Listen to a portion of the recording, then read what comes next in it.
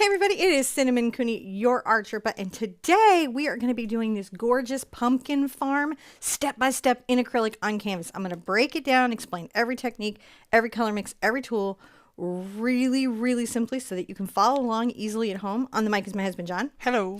To make sure that these lessons are as accessible and easy to follow as possible, John is going to be pointing one of our robotic cameras exactly what I'm doing. That way, what you see, you can easily duplicate.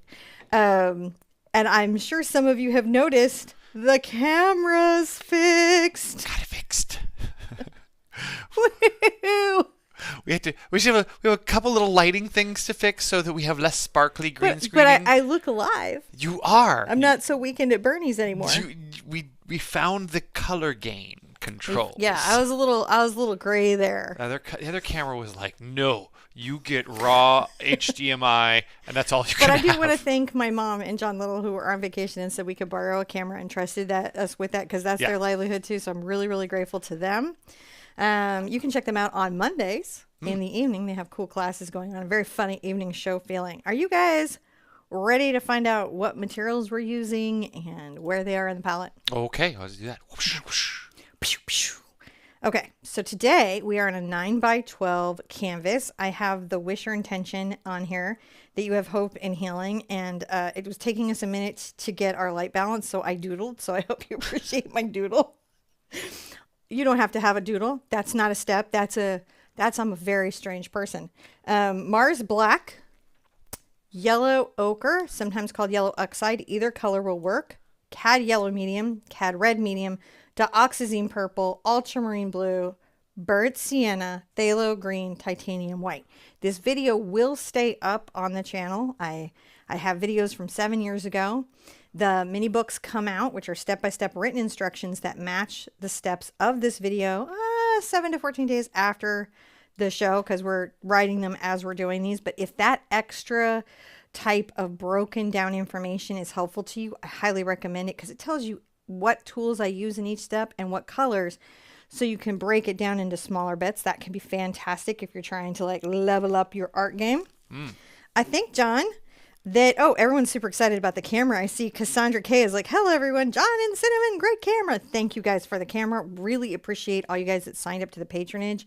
That really helped take off the incredible blow. These cameras are, man, you would think I launched a satellite up there. They're each an individual piece of gear, man. They're very proud of them, proud of the cables, proud of everything. So it's really rough when they break. But they do work well. But when they work fantastic. And so we so appreciate you guys coming in and really hearing us. Shall we throw up a step, babe? Sure. Step 1. All right. On step 1, it's going to be really fun. Step 1 today, like the other steps, has just a background color, so it's very low pressure. We're going to be mixing Yellow Ochre and Mars Black together. Isn't that great? That's going to give us that Miskatonic feel to the farm. A couple of you Lovecraftian fans went, oh, it did feel like a Miskatonic farm. I know that was like the whole goal, is to make it feel like super Americana farm, but also throw a little bit of that eldritch feel to it, right? It's almost sad to see the doodles go, isn't it? Mm-hmm. See, when you have been an artist for a while, you'll paint right over stuff that you've done. Not care. You'll be like, I can do it again. Better the second time. Just painting this whole background. This is a number 30 Simply Simmons extra large brush. If you're going to buy an extra large brush and you have any budget concerns at all, because sometimes these brushes can be, other brands can be $60 or $80. These are more in the $10 range. And so if you're looking for a big brush, that's a good way to get into one before you have to really invest deeply. Just painting our wishes into the background. And the reason that we can do this is this particular painting is very layered, and I knew we were going to have a fairly solid background. Yeah. So my little doodle and wish wasn't going to interfere. I'm going to say thank you to all of the folks that were giving through our gratuity system, and to the patrons, and to the people who are giving those super chats. Who just super chatted? The bug. The bug super chatted. Thank you, the bug. The bug is very nice. They are one of my favorite peoples. They're good humans. It's hard to find good humans these days. Have y'all noticed?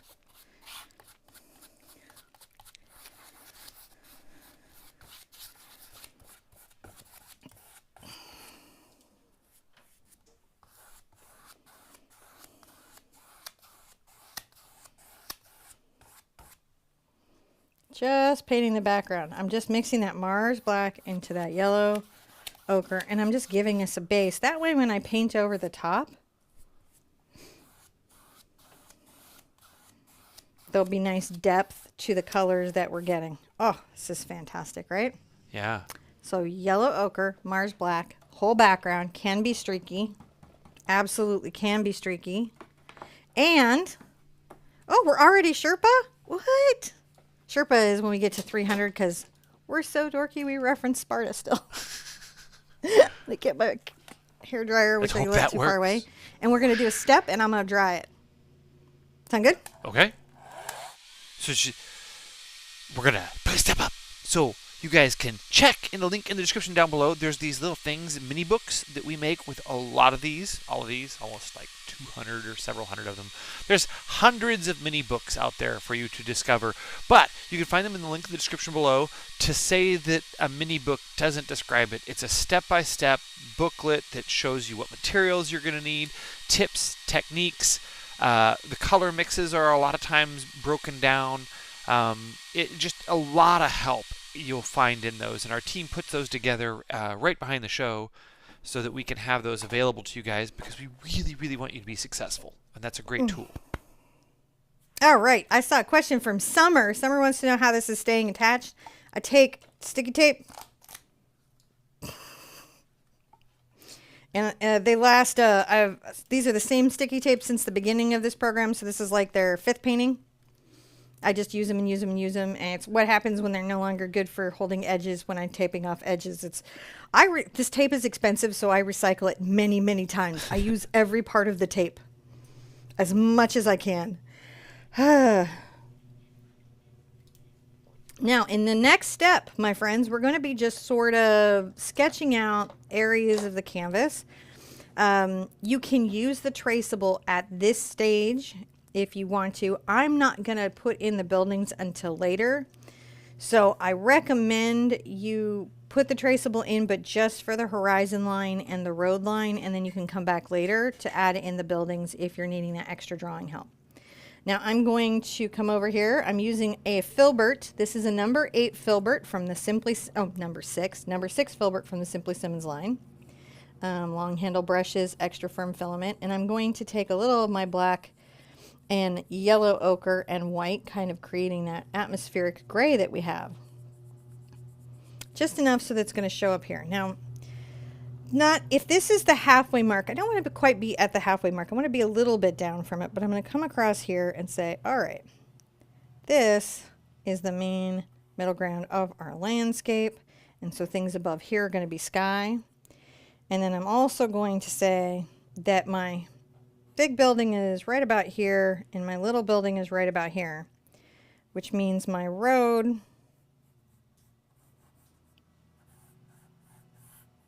is going to be kind of sketching out over this way.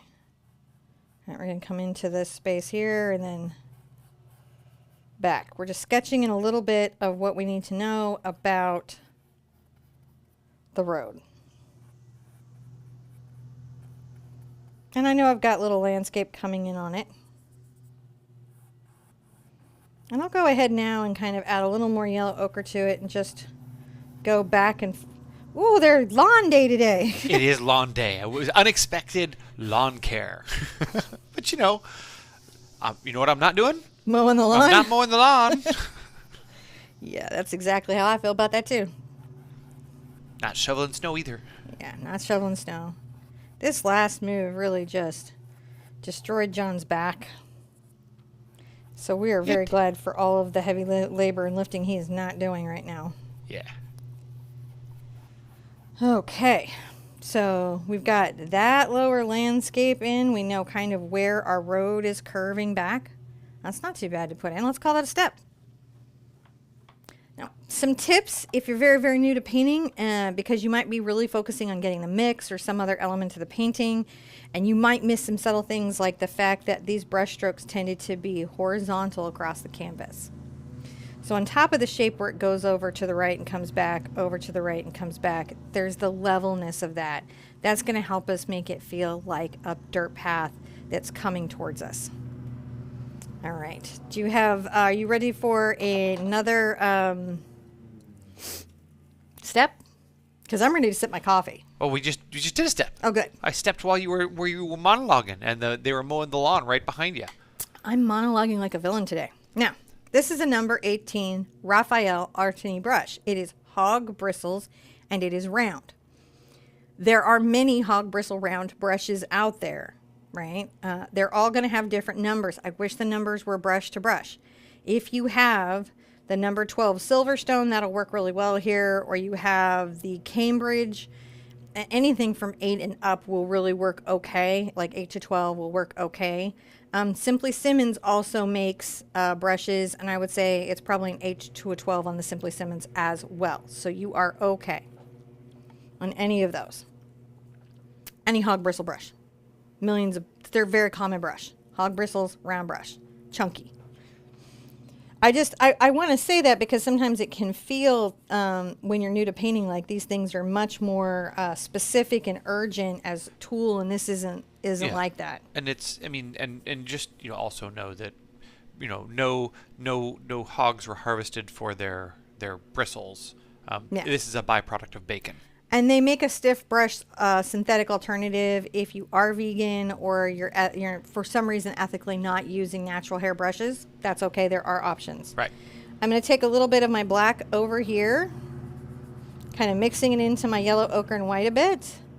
And in these upper corners, I'm going to take the brush and I'm going to begin making irregular from the mid-belly to the toe sort of brush strokes in this upper right corner. You've been doing the program with me this year. You've done this technique a lot. You're getting kind of like, my scumble is on point, maybe. Maybe that's how you're feeling.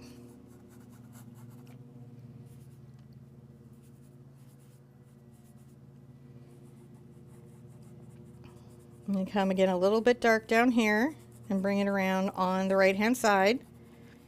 We're going to be making a keyhole of light.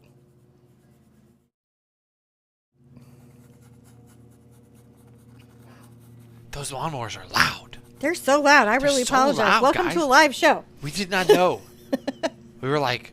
I'm going to continue to add yellow ochre to the mix over here, kind of creating a lighter value. And then while the paint is still wet, I'm going to come back into my dark value, kind of mixing that lighter color in. And because they're wet, it's going to create a very soft blend. Can you guys see how that creates a softer blend? Yeah, I think so. Now I'm going to get some white into this.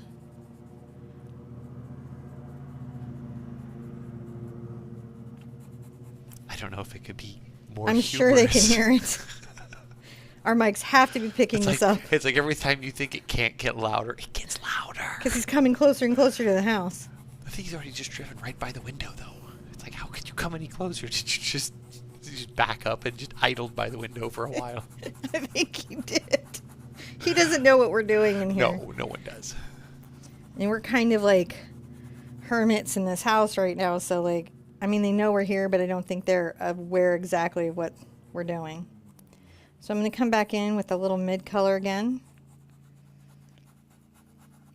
Now, you don't have to get it perfect the first time we're coming around. We've got to do a couple layers of this. So right now, interestingly enough, what you're getting is great practice. I'm going to take my Mars Black back into the original mix, and I'm come around this far corner. Scumbly, scumbly, scumbly. Scumbly, scumbly, scumbly. All right. You'll notice that I move my hand, right, when I need to change my brush directionality. I will often move my hand. And I'm controlling my paint by not going in the middle. I'm not mixing these two together. That would overmix. And I'm coming from what's called a landing strip. I pull a little paint out and I work it into the brush, and I pull a little paint out and I work it into the brush. And that's why it seems like my brush is like an infinite brush where it just goes on and on and on and it doesn't need to be reloaded. It's not actually what's happening. What it is I'm just loading a lot of paint amply into the belly. Let's make a little lighter color like we did earlier. We're going to just enjoy that right up here into the corner. Creating the keyhole, right? And then I'm going to want to get a lot more white and maybe a little black into this sort of center. Thank you for the super chat there, Valerie. Oh, Valerie, thank you so much. And I'm going to just kind of work this in, lightening up this center. This background sky, to get the atmosphere, to get the mood, that Miskatonic atmosphere, you know, that Mithraic little kind of vibe going on, is really about creating those layers. You'll notice that I don't have hard lines. It's not black, yellow, white. And that's about coming back in and really erasing the hard lines through brush stroke, working wet into wet, and randomizing your brush around different directions. Things to be working on as a beginner. Guess what? Step! Oh, Lynn brought donuts. They're the best donuts. Oh, Anne-Marie Pat says that her 5-month-old grandson. Hi, baby. Hi. Where's that baby at home? Yeah, I'll talk to babies. Babies get shout outs. Did you step me, babe? Excellent. We are stepped. So we're going to keep working. We're going to deepen our corners a bit, right? We're going to mood them up. I'm going to get right into the black. My brush is dried out. I've rinsed it out, but I've dried it out with a towel, so it's not holding a lot of water. These are dry brush techniques. It's really funny because sometimes people get kind of like I don't know, a weird energy around dry brush techniques, but they're fine. They're great. Just like what acrylic was made for.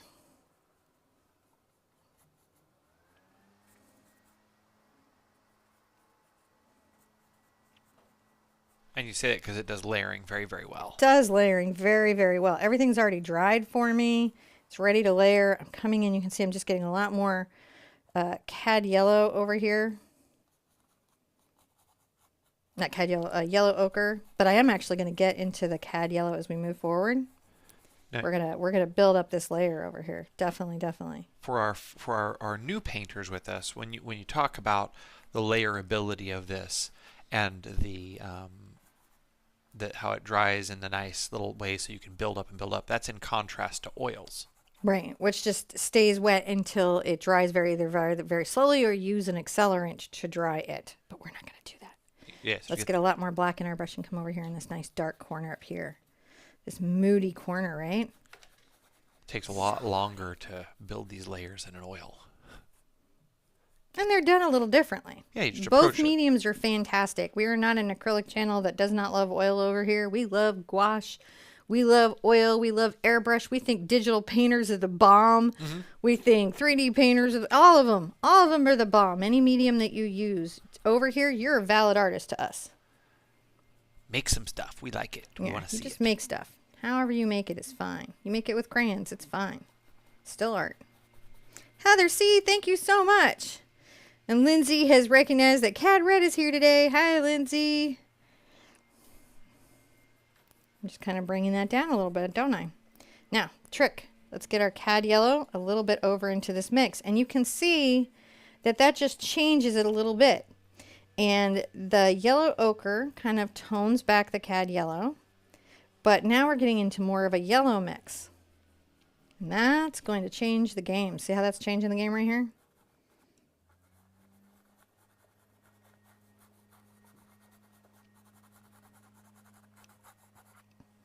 I can get a little black into this. Kind of come up here and be like, oh no, you're just a little moodier than you think.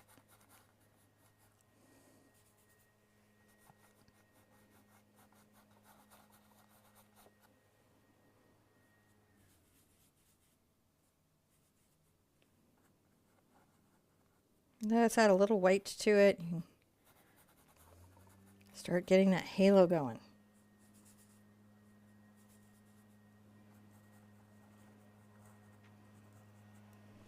he was all like, "Wait, you think that was loud? Let me get my blower out."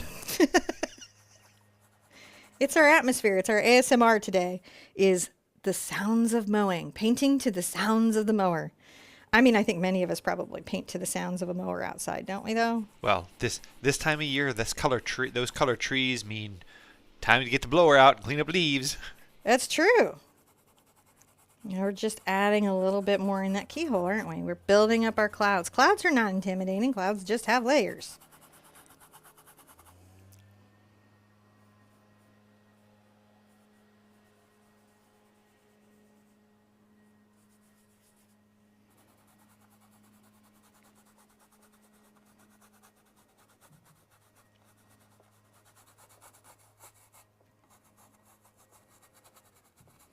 Notice how the scruffliness of the brush really works for us here.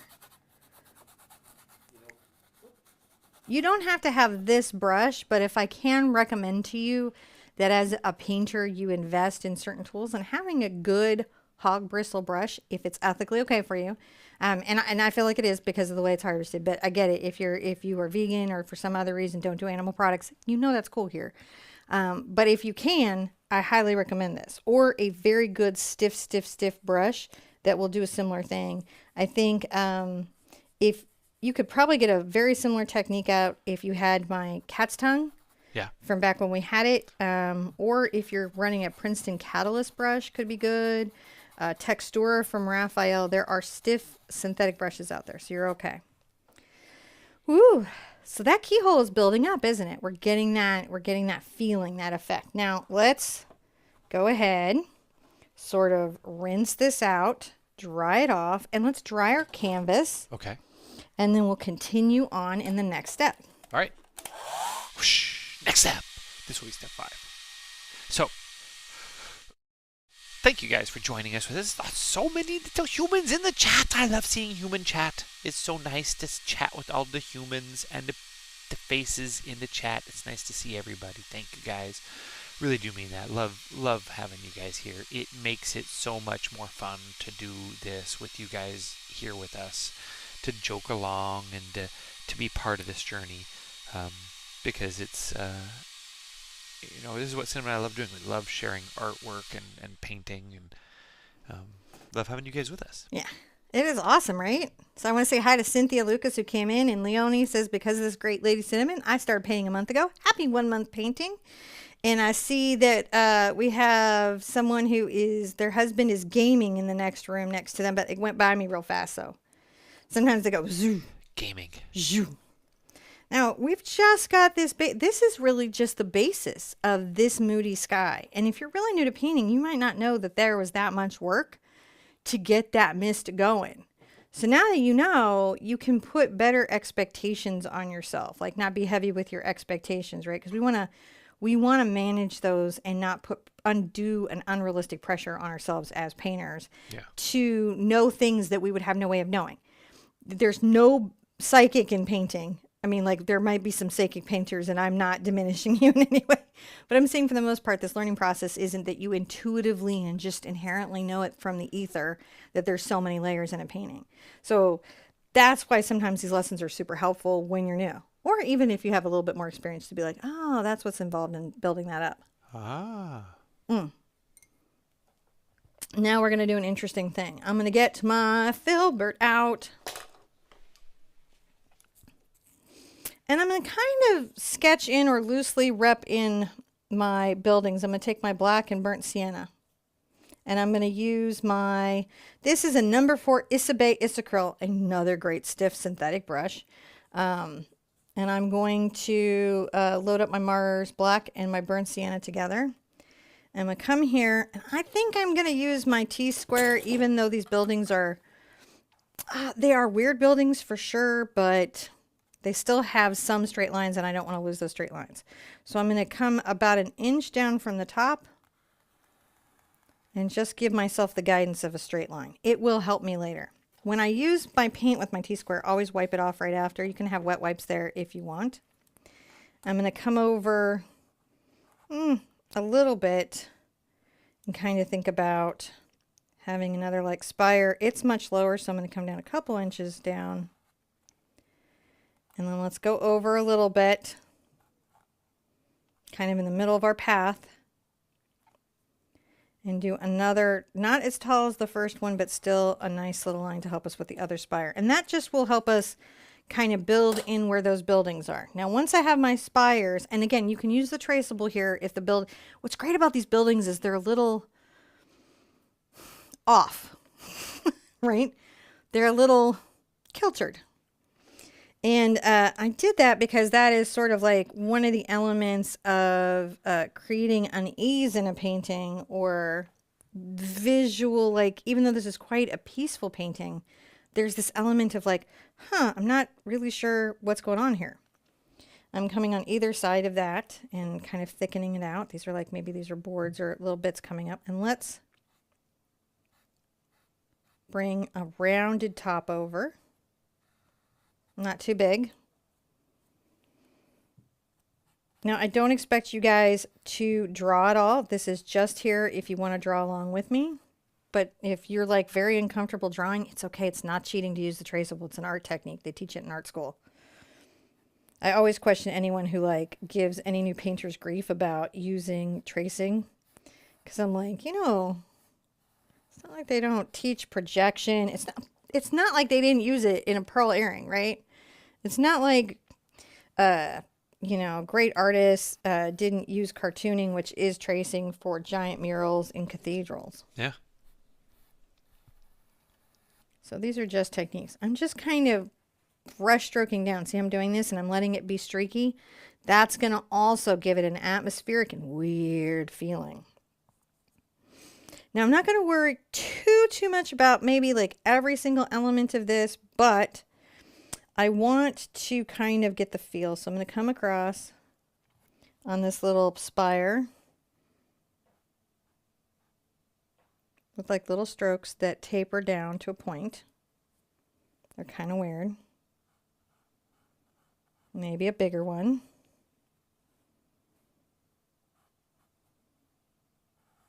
And then a roof line that goes off. And even our roof line isn't entirely straight. And that's sort of fun, I think.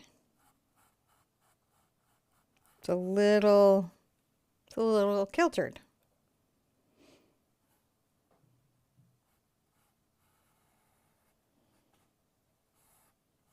And just a little bit down. The reason that we're doing these buildings a little bit now is so that we can also add, I need to know where the spires are and where the glow is, because there's a bit of a glow around the building.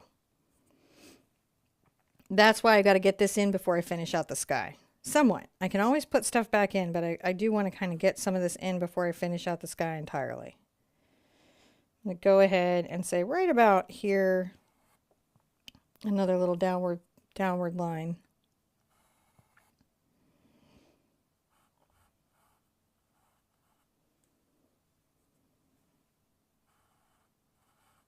It kind of comes up and down. Again, just weird.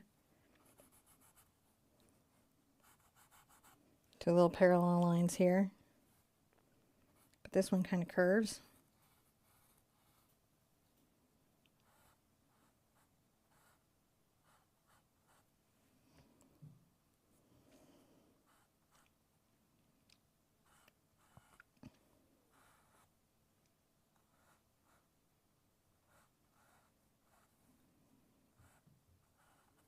There, we're just generally, we're putting in this strange and unusual building. It's as much a farmhouse as a meeting house.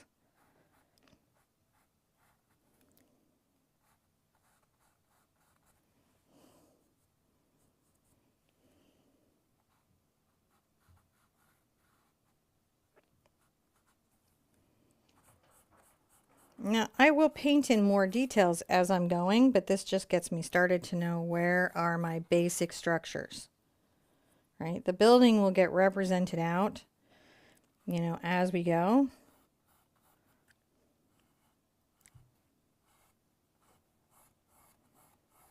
But we're just getting these sort of in.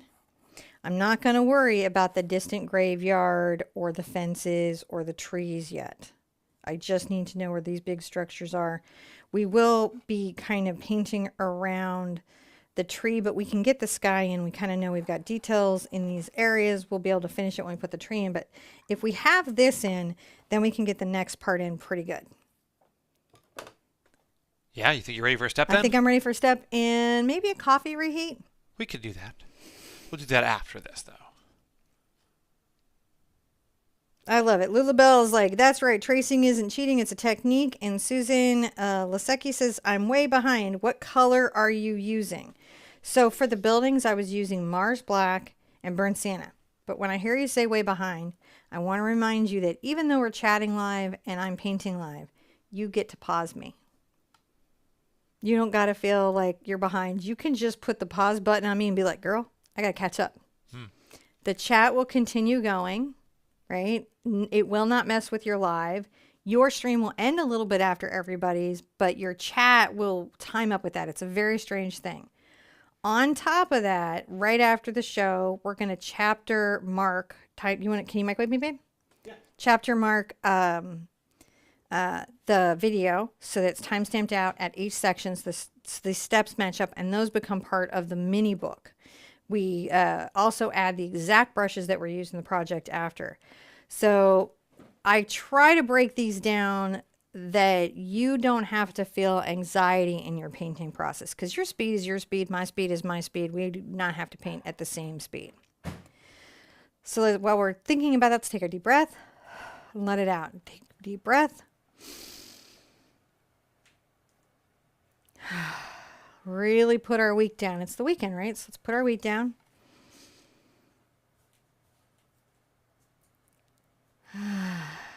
It's going well. We're doing well. You're doing well. It's very important to remember that in art, stuff is much chiller than it is in life. There's not a pass-fail here. There's no crazy mistakes that mess you up forever. It's just a process and a journey. Huh? Did I take a leap? Oh, John wants me to remind you that you need to learn like an artist and take a leap. So how do you learn like an artist? Listen to your inner voice. Make sure that you're not being a bully to yourself, and trust your creative instincts. Those two things. Empathize. That's the E, right? So remember that every day that you're painting, you're not in the same state. Maybe you are going through stress at work or loss in your life or physical injury, and you have to have compassion that these things are impactful to your painting journey. You've got to be in acceptance.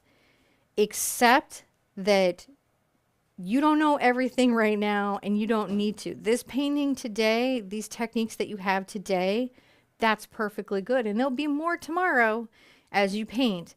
But you're okay where you are, and it's okay to accept that and be centered in that. Be present, right? So don't live in paintings in the past or paintings in the future, fears of what has happened before, fears of what might come up, or expectations that you have about might come up. Be now, present in this painting, and then, of course, paint. Oh, J.A. Steele, thank you so much. This is Julie Ann Steele from Nova Scotia. I love Nova Scotia. I love saying Nova Scotia, and you guys have puffins. So who can't get behind that?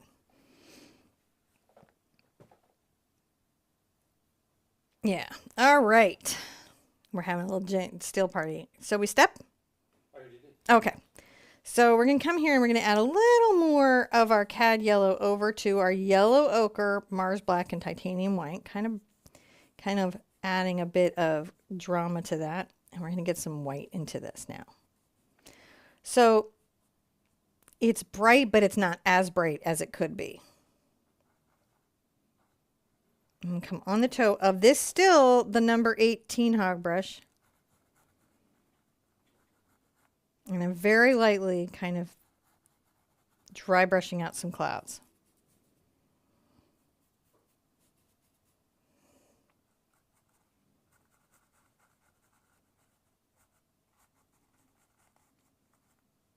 Go ahead and bring some lightness over here. You don't have to be too worried, because remember we have a whole tree here. So we're just creating some edges to add some drama to our sky where we know we're going to have a tree. We know we're going to have a tree, and that's okay.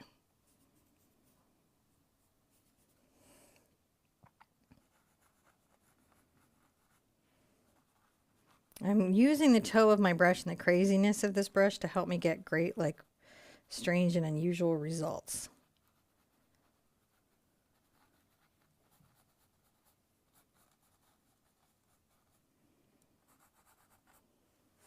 I can wipe off on a paper towel between the my palette and my paint. I have paper towels here, and I wipe off like water and paint when I'm going through.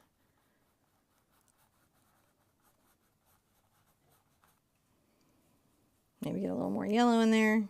So I'm just creating value sets in the clouds, because clouds are very rarely just white. They often have many colors. You need to have clouds of many colors.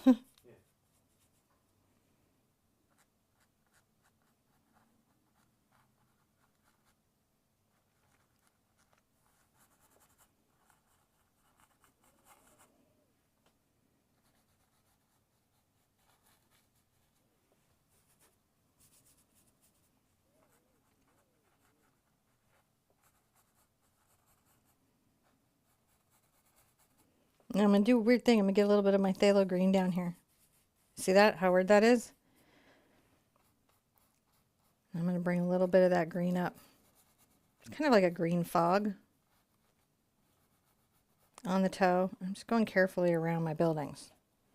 I'm also going to work a little of my green fog. So now at this point, what do we have? We have yellow ochre, we have a little cad yellow, we have Mars black, and titanium white, and a little phthalo green. So we're being very experimental. But it's not bright, is it? It's got a cast. Yeah. We've got a green cast. I can add a little more black into that. And so it stays gray, but now the gray has a bit of a green feel to it.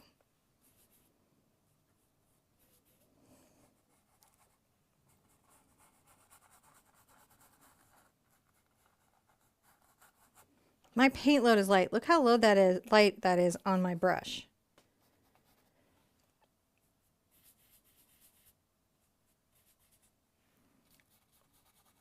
Very dark mist. And I can even bring some of that dark mist even over into this building. Look at that.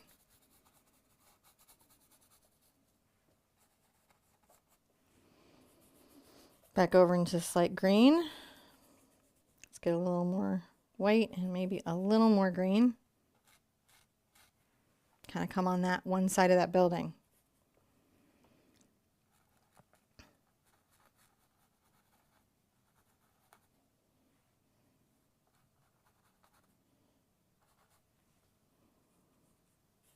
A little bit of green. I'm just dry brushing this down. This is going to be great in our graveyard. You can see I'm just softening it out. It's like blending with a makeup brush. About that kind of pressure. I used to say wet cat pressure, like how gently would you pet a wet and angry cat? But then I learned a lot of people were like, I don't know, I've never been around a wet or angry cat. So I was like, that's not a universal experience. This is a person-specific experience. But lightly. That's what you would do, lightly and carefully, just in case you didn't know. Lightly and as carefully as you can. Let's add a little misting down here. Rinse out. Oh, we got a custom emojis for chat. Heather Jacobs has joined us. Thank you. GMA Lee says, I'm surprised how this painting is starting out. The reference looks more cool toned in the background and has more grays. This process is interesting. Well, and also you've got to realize that your reference is like, so sometimes when we get orange, so what happens is when you put colors next to other colors, it impacts how they read to our eye.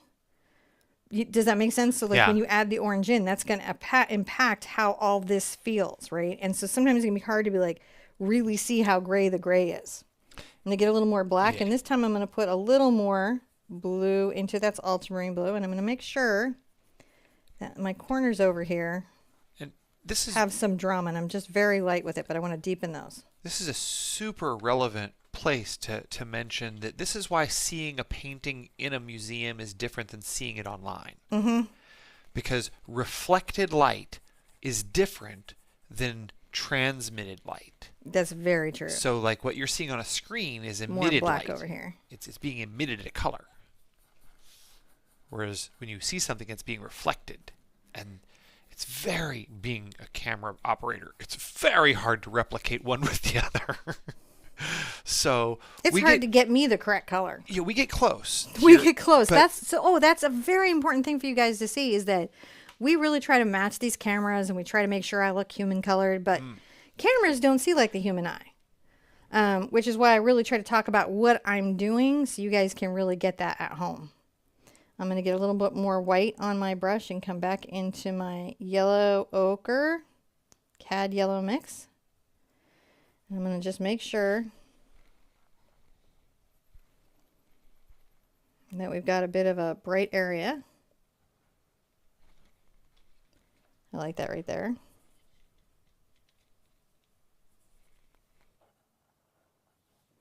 Just want that popped above the tree, if I can have it. It's just a little bit of a peak and a pop. I'm going to rinse my brush out.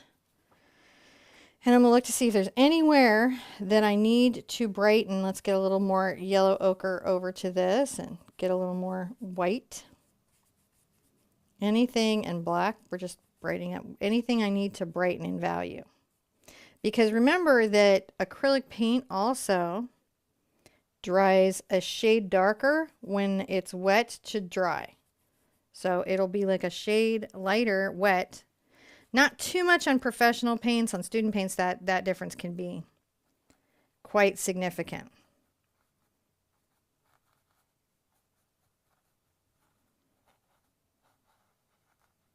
Come up on the toe of my brush, just make sure that's sort of misty. Let's get a lot more white on there. I'm making little up and down strokes. That creates a little field of effect, doesn't it?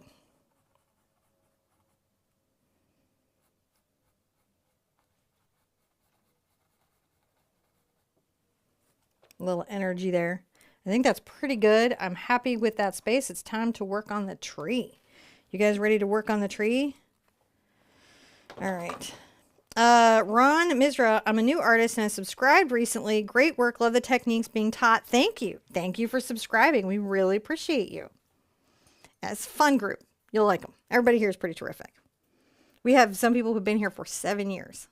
Most of the moderators you see are volunteers that have just been longtime painters and they know where all the links are. Because there's 1,500 videos. So yeah, it's a lot to keep track of. Did you step me already, babe? No, not yet. I was just going to verify. I think, let's see here. Where'd my buttons go? I think we're on step. Oh, yes. Thank you, moderators. I have to agree with the thank you, moderators.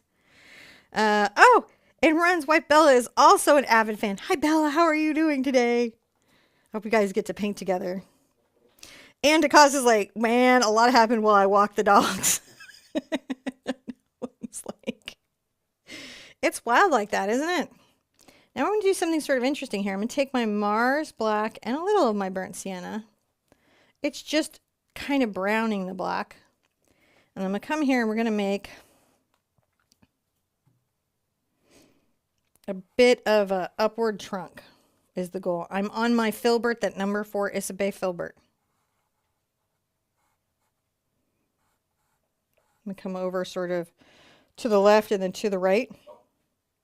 Sorry, my mistake on that. This is 7.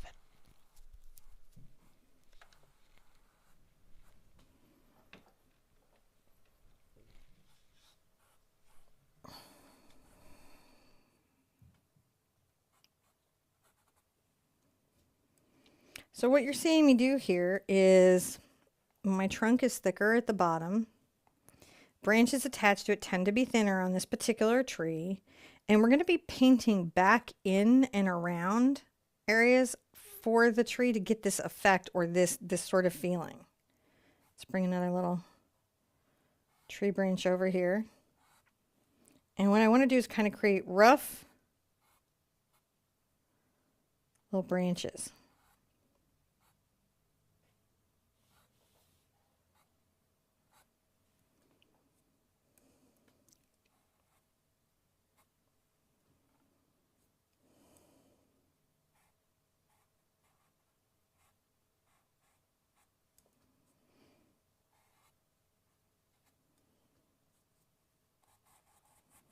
I'm gonna make little kind of comma, little smile strokes right here.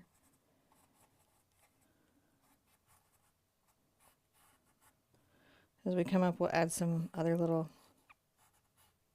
twigs. This is bush. We don't know. We're not sure. If I get some blue onto it, I can kind of come underneath and even mist this out a bit.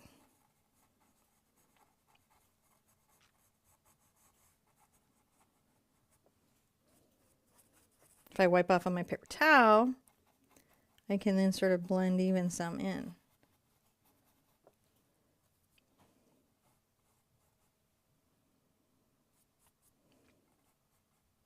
Add some white to my mist so it's a little more misty. Adding some white.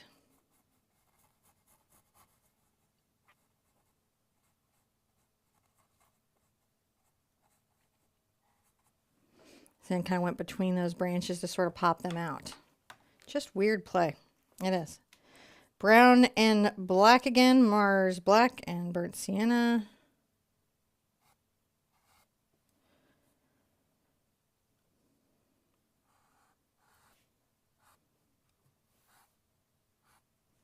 Creating little random branches that could be coming different places. Because we're going to be adding all the little leaves around this.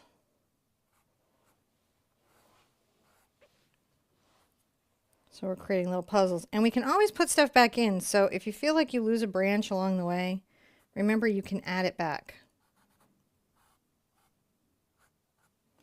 That's a lot of nice little weird branches to be going on there. I'm also going to come into, let's get a little of my phthalo green and my ultramarine blue over to my Mars black. Kind of both of them together, and you'll see that give me kind of a misty green gray.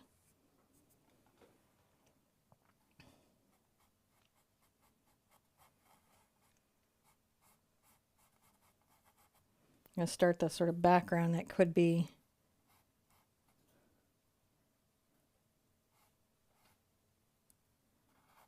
kind of smooth that back. That was too much.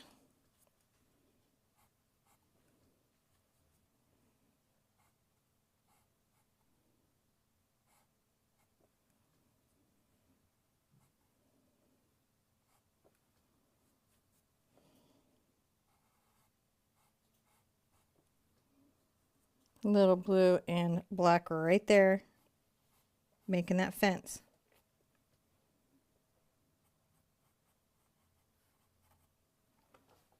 So everything there, we're just kind of getting it in, right?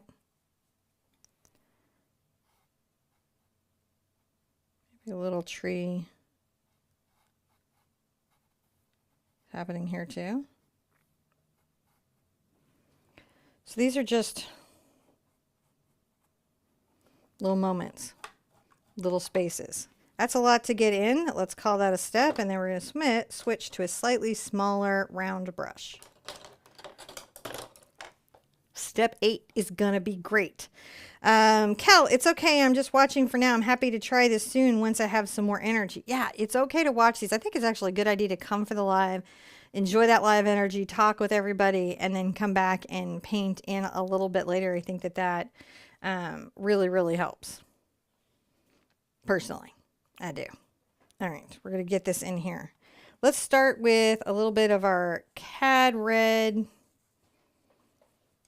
And we can even get into a little yellow ochre and cad yellow.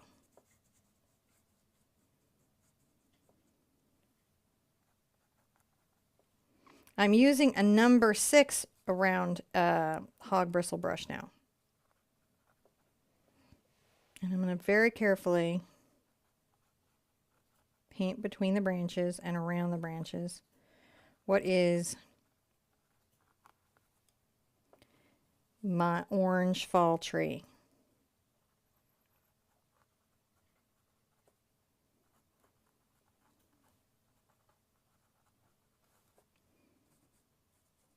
Maybe get a little more yellow in it. See, that lightens it up. Oh, yeah.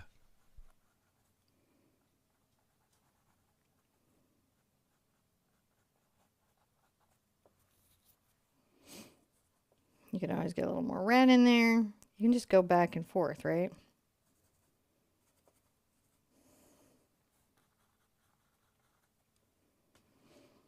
If I want to mix kind of a gray that goes from the tree over there, look, I can just get into this mix I had from earlier with a little bit of white, and you can see it just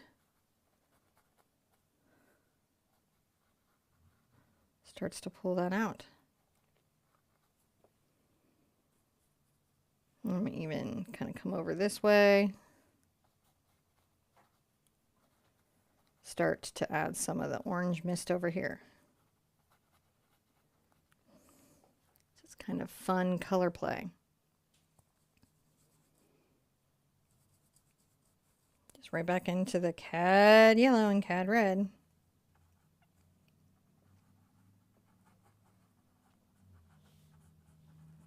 And remember, if you feel like you've lost too much of anything, what can you do? You can go right back in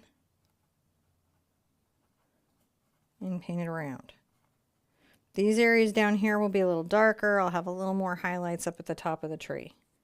Just using the toe of the brush, and I'm trying not to paint everything solid. Notice I'm leaving a lot of that sky background to peek through. If ever I want to darken my red, I can do a little bit of cad red and Doc's purple.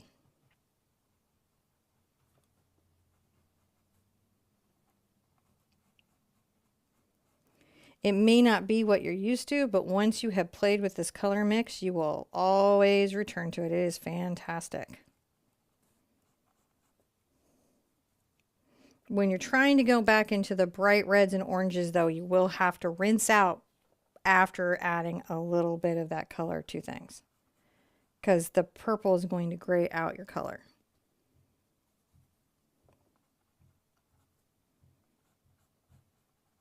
So you can see I'm just right here adding that darker, just a little bit. Let's rinse out some. Sarah says, oh, I love it so much. I didn't know why it took me so long to try. The beginner course is exactly perfect for me. So if you're really new to painting and these techniques, Sarah's exactly right. If these techniques feel like, oh, it's a lot to take in, you are totally capable of this. You can absolutely follow along with this, but you might need some core experience in painting that you don't currently have. And so there's a free beginner painting course, and it just takes years off your learning curve. It just tells you so many things you need to know as a beginner. It's based on my experience of being online, going, what questions am I always answering for beginners? And then we just created a whole course on that. It's all one hoot, not very many colors, not too many brushes, and it just introduces you to, like, from studio setup to everything you just need to know. I just took my cad red and a little bit of my cad yellow, and I'm making some nice colors down here. And more brighter ranges. And you can see as I even layer over, it builds up, doesn't it?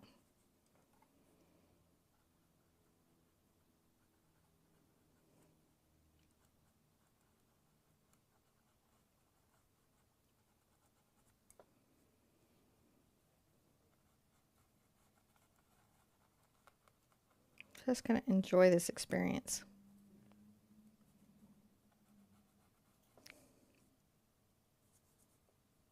You guys are loving the 13 days. You should know that I am gonna do the Winter Art Gratitude 12 days this year. And I will start it earlier, like I started the Halloween program this year. And you'll see those going up real soon. So be sure that you have an account on the website and you're subscribed to the newsletter. I'm adding a little more yellow as I work out.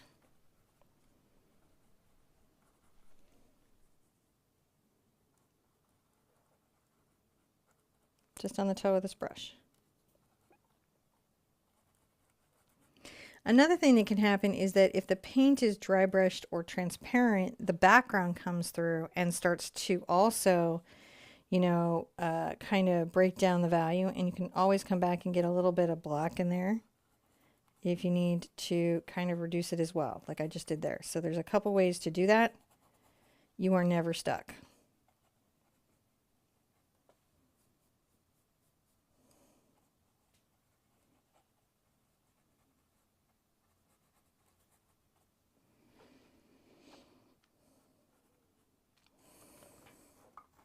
Look at that go. We're just working in that tree.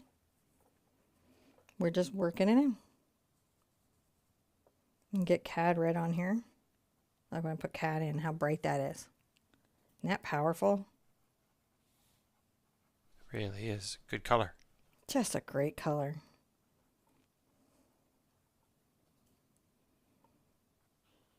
Just not putting it everywhere though, am I? I'm dancing my brush around. Dance, dancy, dancy goes the brush, brush, brush. It dances around.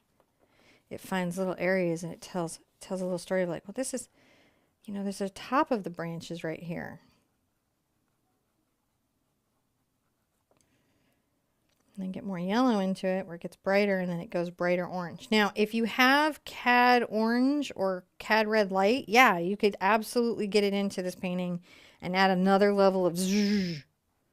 If you're like, man, there's just not enough zhuzh in my painting, that's no problem. You can zhuzh it up more.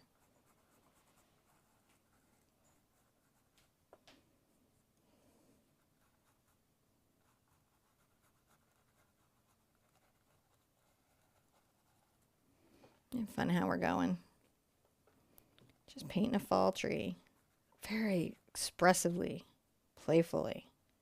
Why not? We can do what we want. I just put some right up there at the top of the canvas. I do what I want. Add a little more red when I want to darken it.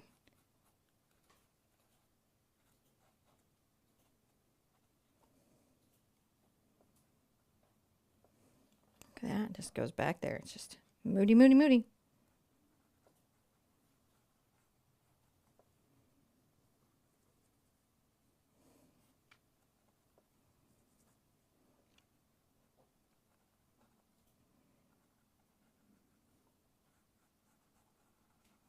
In between the branches. This is a very different way of doing a tree, right?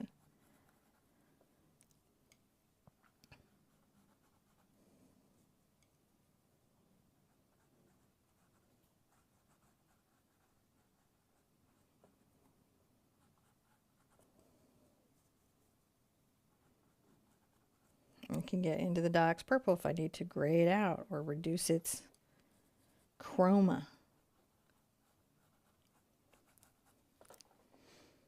Look at us go. We're painting trees.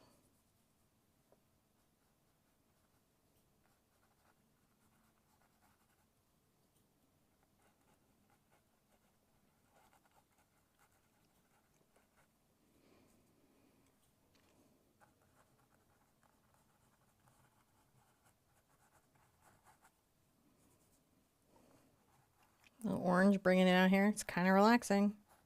Bring it over to the left. Filling in our tree. Rinse out my brush a bit. Anne-Marie Pratt's like, yay, winter paintings are coming. Yes. And it's going to be like this. Like, it's going to be the happier fairy tale. But it's going to have that same sort of fairy tale feeling. Just a brighter fairy tale. So, instead of a darker Halloween fairy tale. Right. Getting some mid-orange here to come around and play with.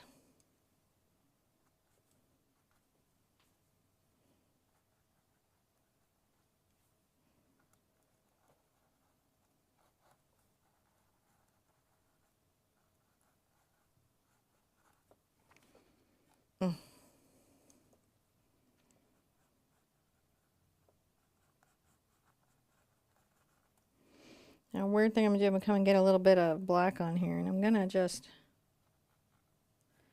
make sure that I've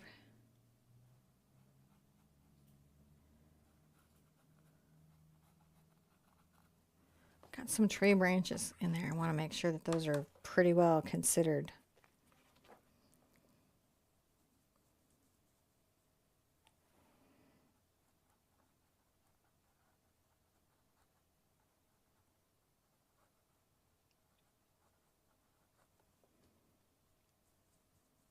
A little bit more yellow. Get kind of a good orange going.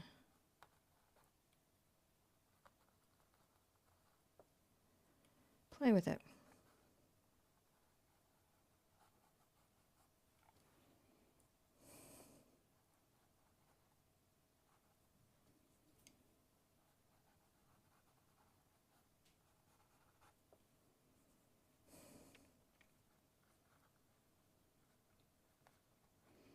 No, I can put the spire back, so I'm not suffering here. I can put the spire back. I'm not gonna like lose out. Get into my red orange over here.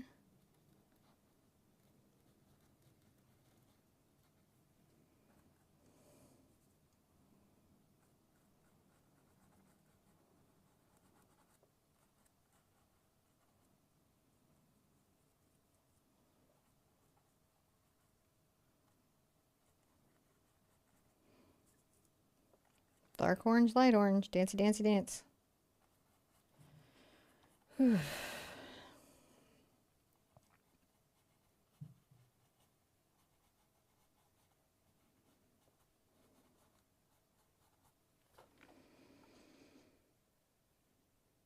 It's so fun, isn't it? All right. So good. Lily Cleveland, could you use a deerfoot for leaves? Yeah, I could use a deerfoot stippler. If you're good with your deerfoot stippler, use your deerfoot stippler. It's okay. I'm going to take my black and green and a little of my yellow ochre.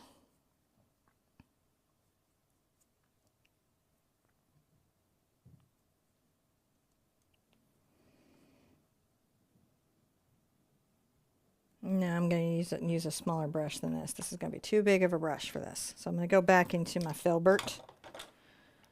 Let's trim that little line out a bit with the black.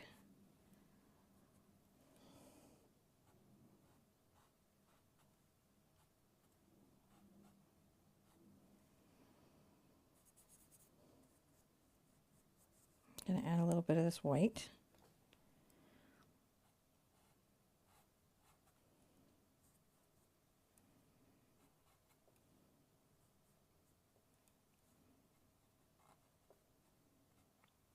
See how we're adding little bits of bright light down there and kind of a green? Yeah.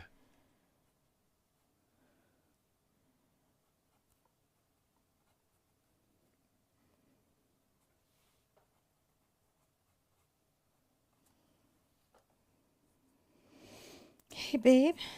I think I'm going to need a Yes? little Chobani yogurt. I'm We getting can a do little that. lightheaded. My blood sugar just crashed. All right. Well, hold on a second. I'll get that for you. Thank you. I don't think I could finish the lesson without it, in fact.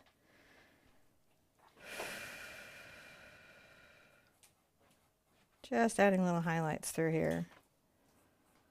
Little drama moment. See how we create a little drama there? Orange juice okay too? Orange juice would be a good thing. Chobani and orange juice, or one or the other. Just anything. I'm about to pass out on folks. Anything quickly, I'm about to pass out. That would alarm everybody, so let's not do that. That's good. Just a little bit, excuse me.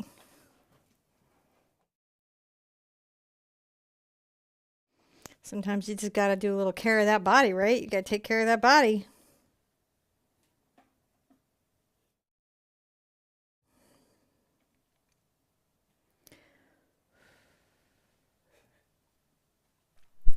Live lessons. Every once in a while, you're just like, you just go, go, go, go. That caffeine takes it right out of you. So, you can be cruising along on a caffeine, coffee, like, I'm doing okay. And then all of a sudden, it's like, oh, wait, breakfast, missed that.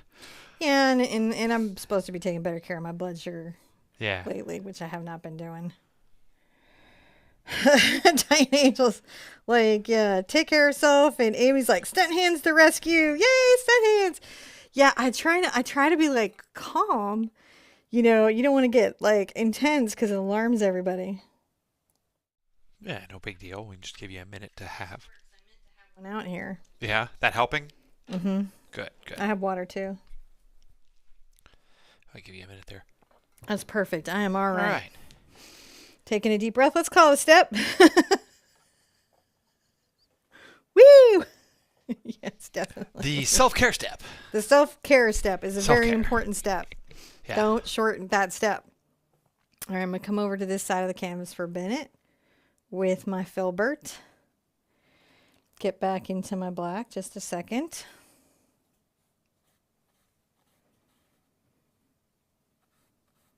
Come up on my roof. Not everything. I leave some of it still sort of faded.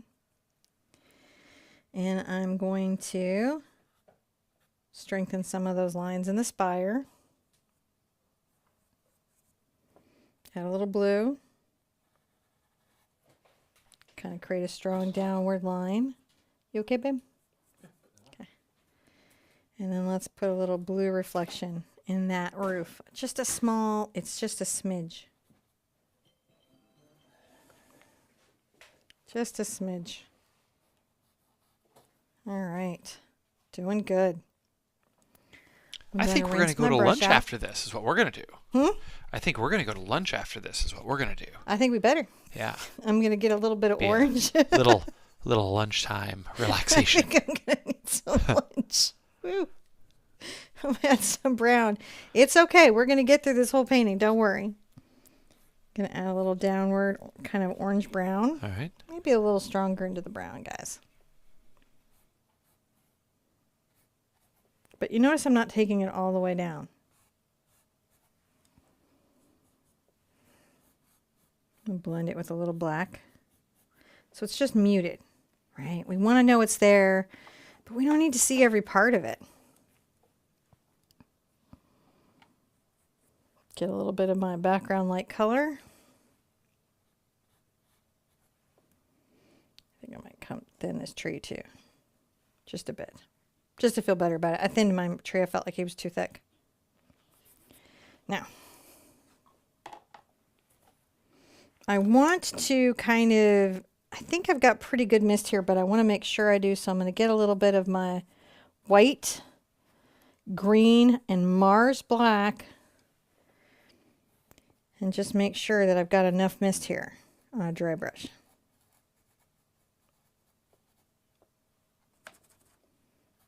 And that's what you'll hear me doing is like just kind of wiping paint off so that I can thin it with the brush.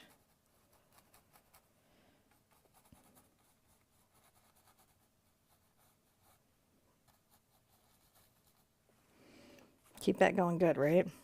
It's looking good. It's looking good. Yeah. Okay, get back into my black and brown like we were doing over on the other trees.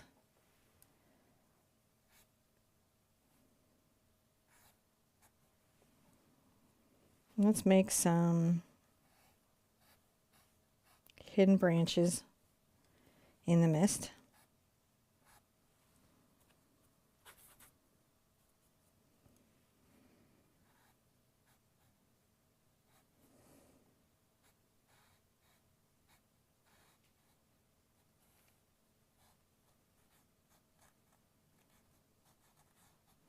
And kind of just imply some little twiggly bits in the background. Never underestimate the value of a twiggly bit. Going to just darken this here. See how I'm letting it glaze out? Kind of creates a misty kind of base to the whole thing anyways. And I definitely want that. A little bit of white.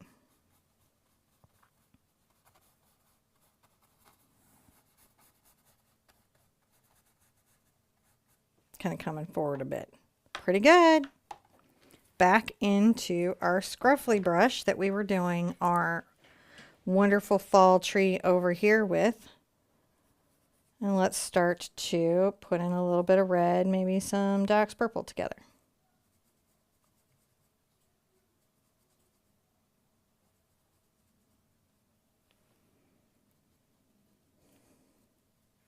And we'll even add some of these up here, right?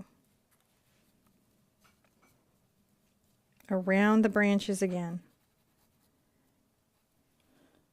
I can even go darker into my purple because it's quite dark over here. Look at that.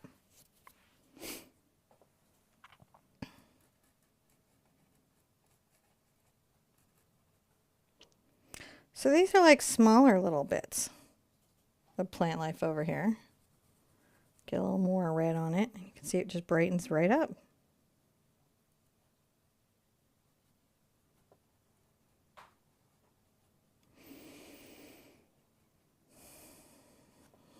Deep breaths.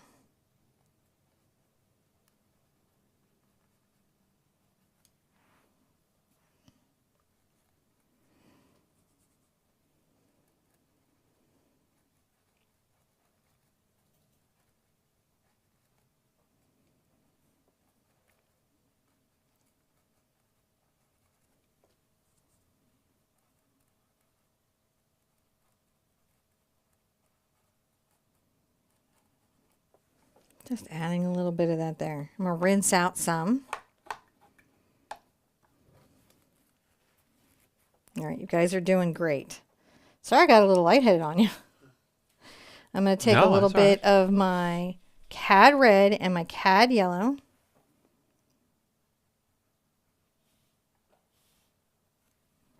Kind of brighten this area here because it's, you know, a little more in that open kind of mist space. So those leaves could be a little more punched, right? Get more in my orange. And I'm going to come over to my tree over here just a little bit and add another layer.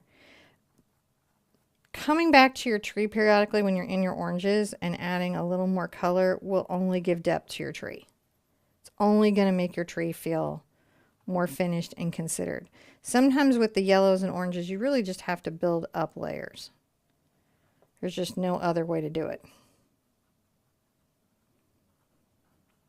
Now, every time we go into it, it just gets brighter.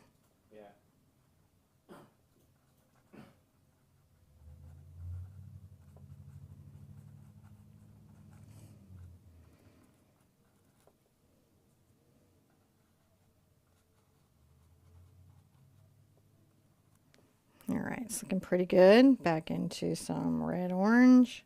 Come back over here where everything's a little dry now and can take a little more color.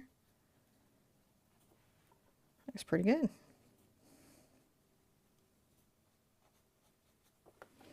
Now, last touch on weird building in the background. And I'm going to need I'm going to take a number 1 liner brush. This one's silver. I also use my Princeton liner. I just couldn't find it. Here's my Princeton liner. I'll switch that out. And what we're going to do is we're going to get a little bit of our yellow. It has some orange in it. Right? We're going to come here.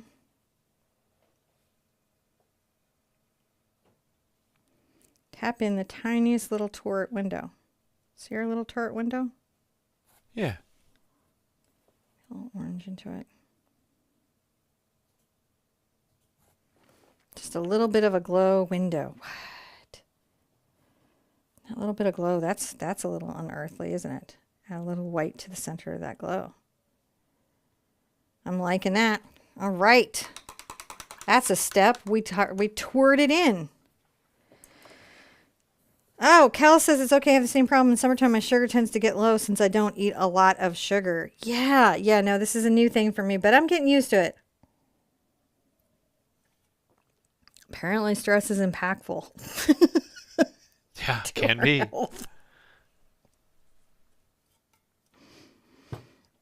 All right.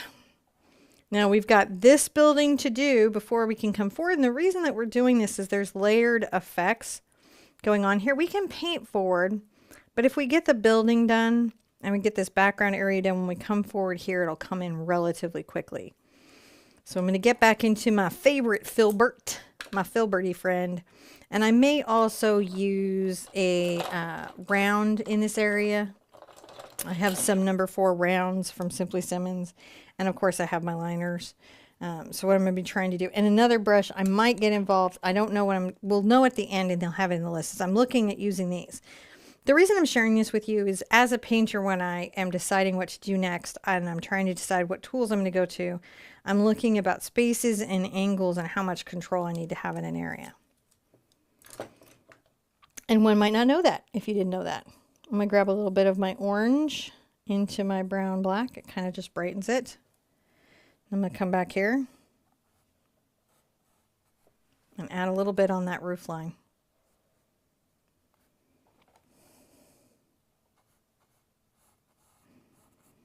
I'm also going to add a little bit down that front. I'm going to get a little bit of my red, purple, and burnt sienna together. Add a little area in the front that's kind of like that brighter. Let's come right here.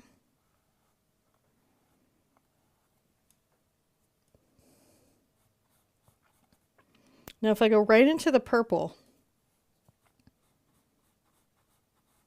look at how that creates that shadow. Isn't that fun? Yeah. I can create a little bit right there too, which is, I really love it. I'm going to get my black and my blue together.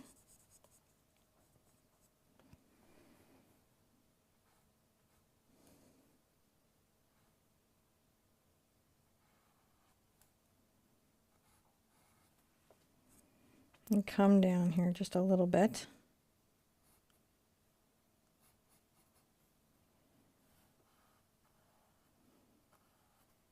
Make a thicker line there. And then this strange one comes down off the front. It's so odd. Let's get a little bit of white into that mix. Maybe even a little bit of my background color there.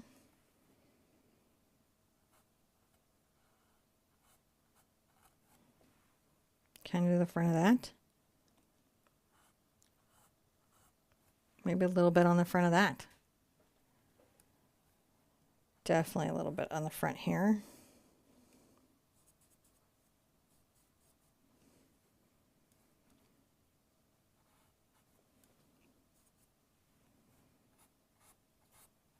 Kind of bring this lighter color up into the building. It's a little misty, isn't it?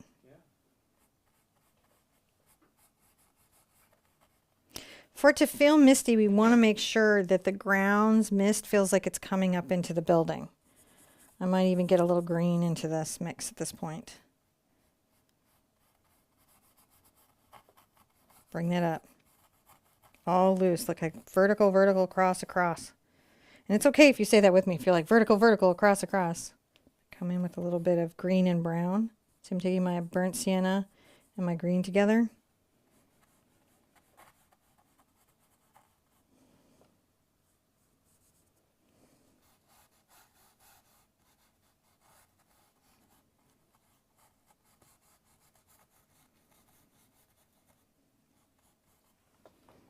That again creates that distant, misty, what's going on? I'm not really sure. I'm trying to get a handle on it, but I'm not really sure. A little bit of my black again.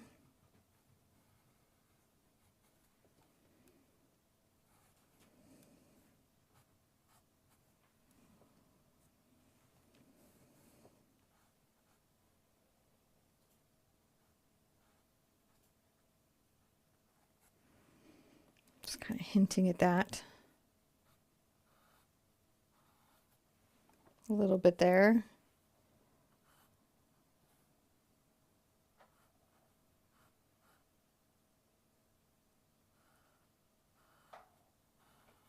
A little bit there. It's just, what? Fun stuff.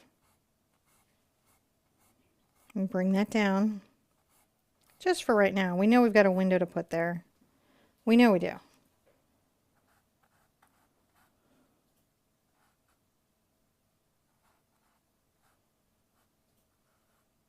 Okay. Now I am going to want to switch into a detail brush. So you could use a small detail. I'm going to use an angle because I think it's going to give me a great effect. But you could use a small detail round here if you don't have an angle. And go ahead and get my gray green, which is my green and Mars black and a little ultramarine blue.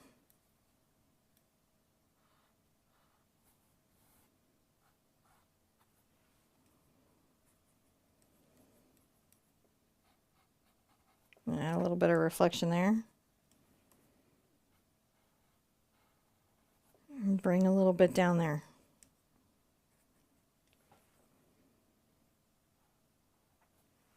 Across with a little straight line there. And a little bit of a reflection there. Coming up this strange spire with dashed reflection. See how that is? Now I can always get back into my black.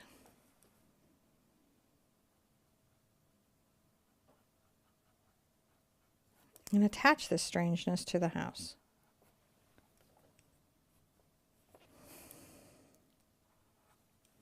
The wonderful thing about Miskatonic architecture is it's not quite right.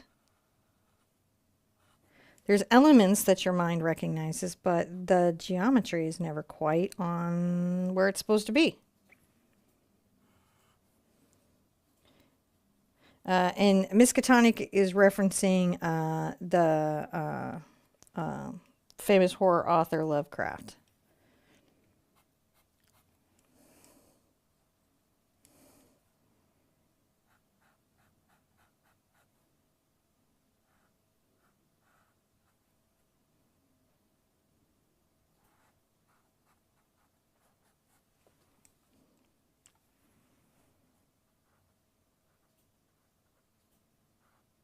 There we go. Back into the gray. A little touch there. A little touch there. Are we just not being strange enough? I think we are. A little bit of green and white. Kind of make that glow a bit, right?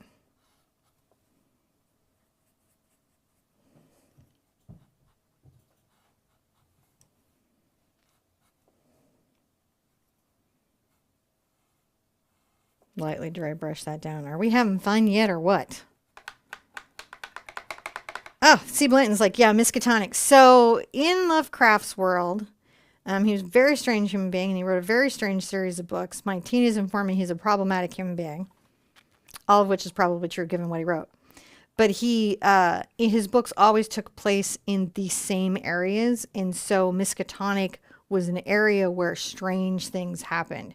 There was even Miskatonic University, and I was going to put out a release this year that we were going to go to Miskatonic Art School, but then I thought maybe no one was going to know what that was. Yeah, they were just good explanation there. Was it good? Yes. Okay. I'm going to add a little bit of red to that purple mix and kind of brighten that up a bit. See how that brings it forward some?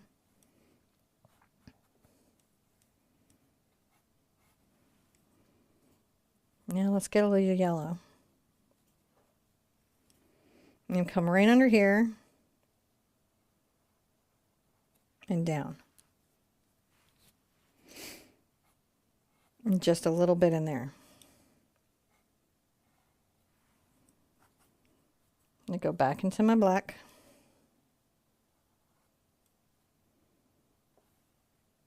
And touch across.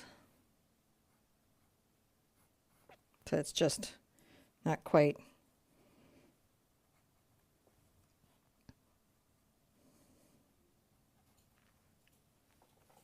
Not quite right.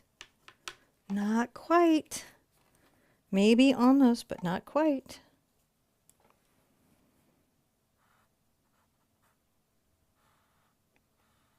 Kind of curving that roof there. Maybe darkening some of that off the side so it's not quite as visible. Definitely darkening some of that coming down and up. And I'm going to come across my fence here a bit. Just off the house.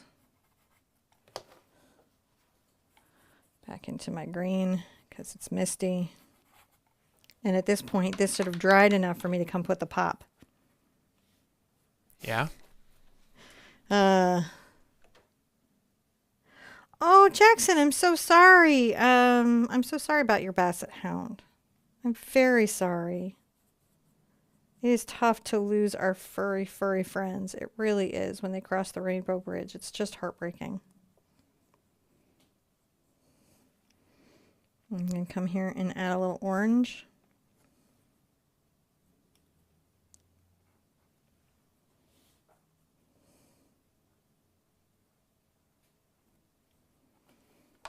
See how we're brightening that window just a touch? It's just maybe it could be a thing.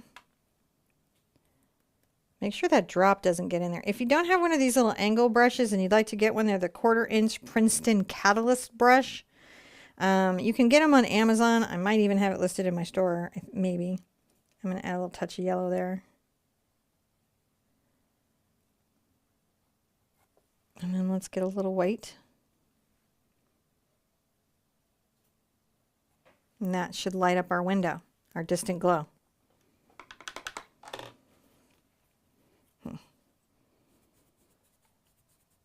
Kind of angle this a little bit.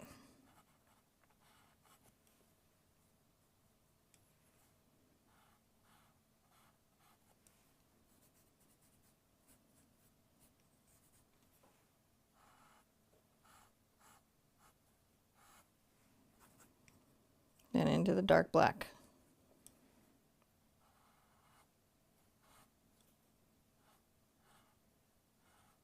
Okay, there we go. So strange. People are strange. We just did our crazy haunted building, didn't we? Wow. You just had the pumpkins in there. You gonna be a step this soon? Is this a place for a step? Yes. Hi, Crystal. How are you doing today? And I see Diana And it's just good to see everybody. Okay, breathing in, breathing out. I'm going to sip my orange juice so I don't get in that same weird state again. Yeah, it's a good idea. Keep some of the... That's like John's least favorite. This is fresh squeeze. They make it at H-E-B and it is the best.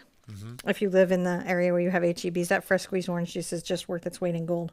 Or oranges. All right. Liquid gold. Now we have to bring forward this strange and unusual landscape. Add some old stones. Continue to create some mist effect and pull in pumpkins. How is everybody doing today? You guys loving what you've got going on? You loving your crazy landscape? Oh, but that's good, Jackson. I'm glad your bunny is okay. All right.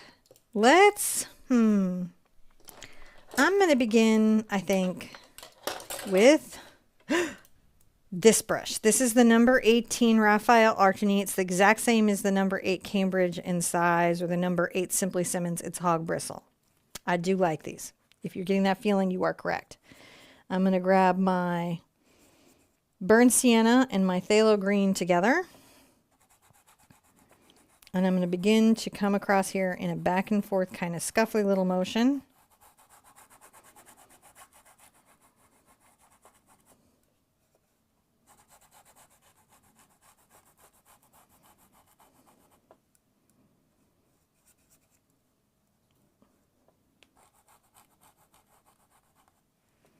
And back the same over here. Right, we are pulling in the landscape, right?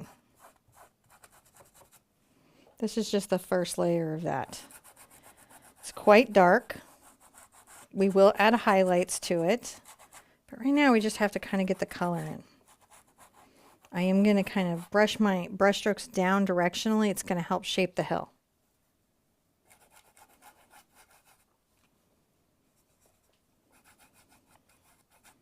Do I have darker colors I'm going to add to here? I certainly will. But right now it's just about getting this on here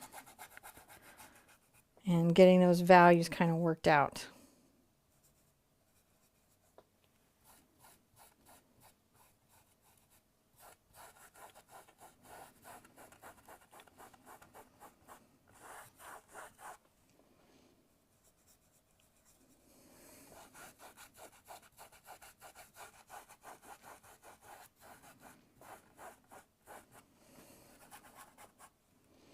Now in the background here, I might get a little bit of my green mixed into my orange, as you just saw me do. And look, it's going to let me glow some of this background grass without it being bright. Isn't that wild? And right by the house, coming down a bit. So it's still a path, but it's not just the brightest path I've ever had.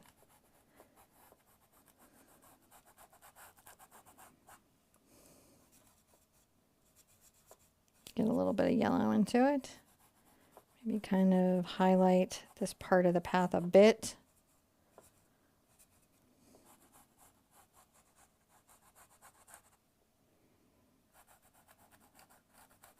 A little bit right there. So that's in that orange. Isn't that wild how that just kind of subtly gets it in? All right, let's call that a step. That was a lot to do. Might not feel like a lot to do, but it was a lot to do. I'm going to grab my towel and rinse out my brush. And we're going to just keep adding. Okay. Now I've got the same brush. I've rinsed it out. I'm going to get my black and my ultramarine blue together again. That kind of makes a Payne's Gray, doesn't it?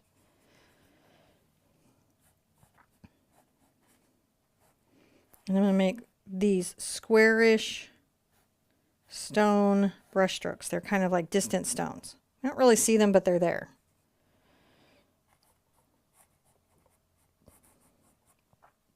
Over here,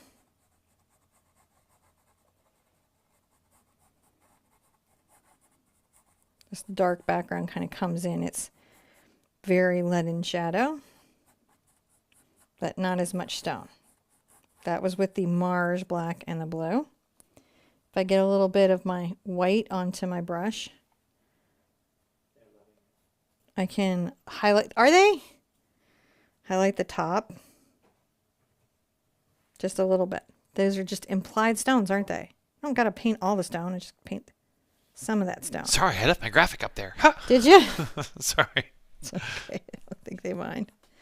Bringing some of the gray down. That's pretty terrific. Rinsing that out a bit. Now, I'm going to put out a little more yellow ochre. I've got some yellow ochre. I'm using the Greenery Acrylic, if you're wondering what paint I'm using. And just so you know my relationship, I like them. They're my friends. They make a good paint. I would use it anyways, but they do sometimes send me paint. I sometimes buy paint. And I really like Pierre. So now you know all of my bias. Oh, and I really, really like Andrew too. If you've come to a retreat, you've met Andrew and you know why. And if you've been to any of the lives on Instagram, you've met Pierre and you know why. Because they're just wonderful. Yeah. I'm going to grab a little bit of my yellow ochre and my Mars black together. Mixing those in.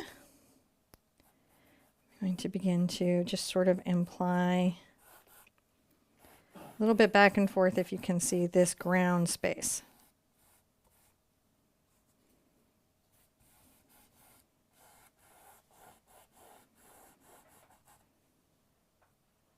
If I get a little white into it.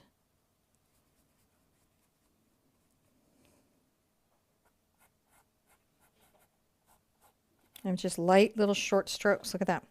That's going to be, that's like light. It's a misty light. It's a misty light.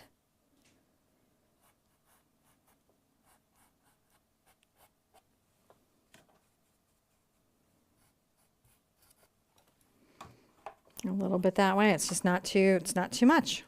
Just a little bit. I'm going to rinse out. And I'm going to go ahead and burnt sienna, phthalo green, a little bit of cad yellow.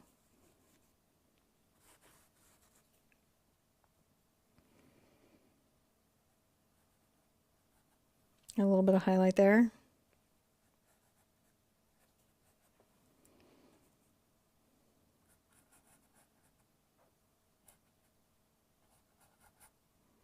Just a little bit here. We're going to be putting pumpkins and things in, but we just want to get some basis for all of it to be like good and happy. All right. Get a little bit of my cad red into that mix. It's a strange way to go, I know. Just kind of.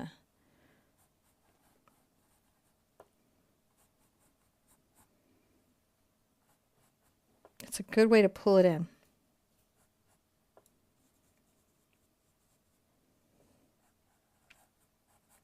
My brush is not rinsed out.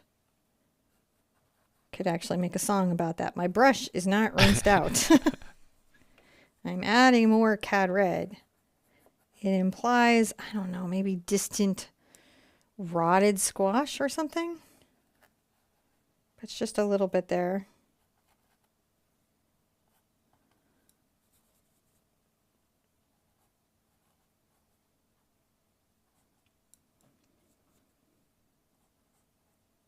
A little bit of red there.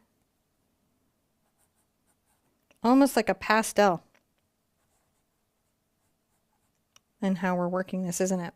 Like a pastel painting.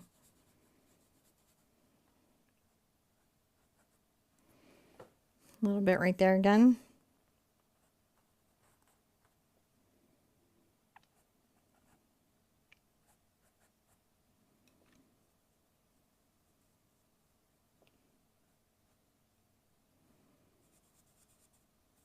Get a little bit of yellow in there, but see, it's got the green in it, so it still grays, doesn't it?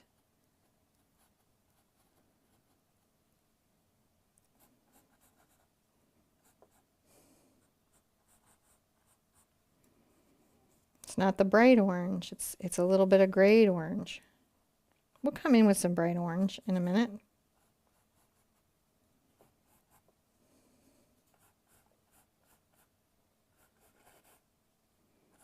All right, let's call this a step.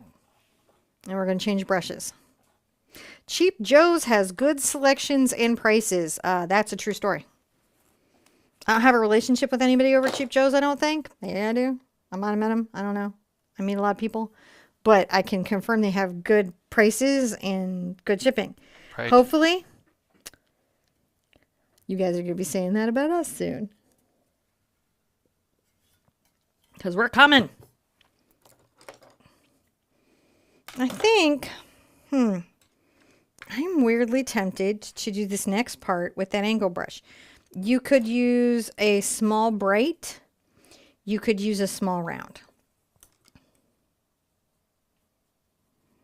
I'm going to take a little bit of my cad yellow and my cad red and mix a mid-range orange, but it's in this area where I already had paint, so that's sort of wild, right?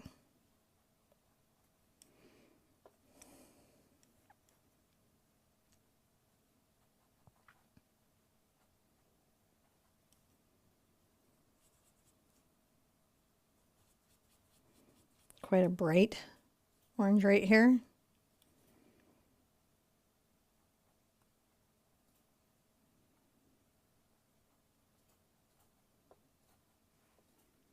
That's really about that area having a little bit of light coming down on that path.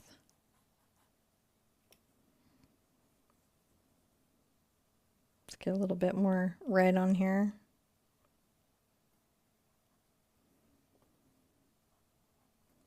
And drop a little bit of color. Just kind of along there. It just is great.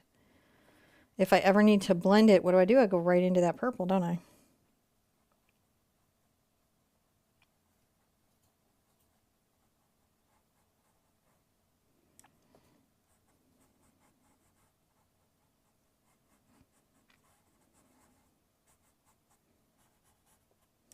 Just bringing it back there, dancing around.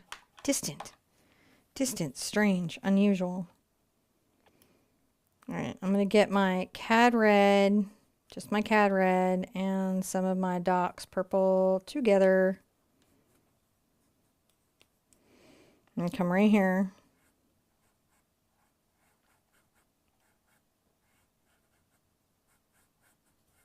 Make some pumpkins.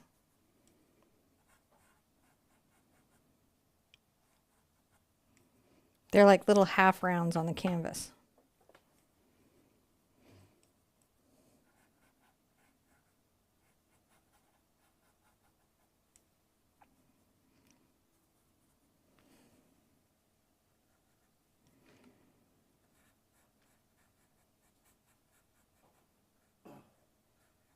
That one right there, it's got kind of like a more higher thing, and then this one, maybe it's a little more leaned forward and elongated. You know how they squish down?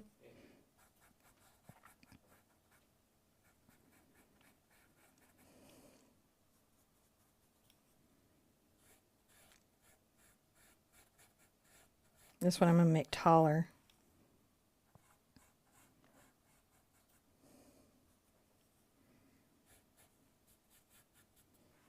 That's fun.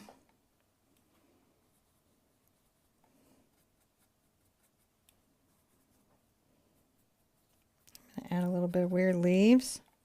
This is the cad red and the purple.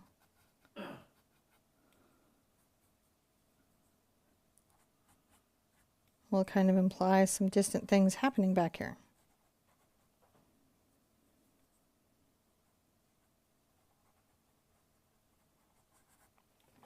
Look at that go. What? This is the pumpkin farm. We're painting it. Did you even know this was in you? Yes, you did. Or maybe you didn't, but now you do. I'm going to get some of my brighter orange.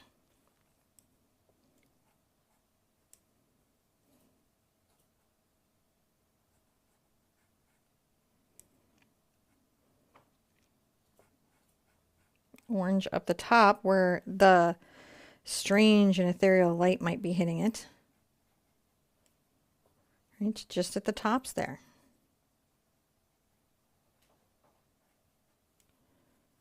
You can always blend it down.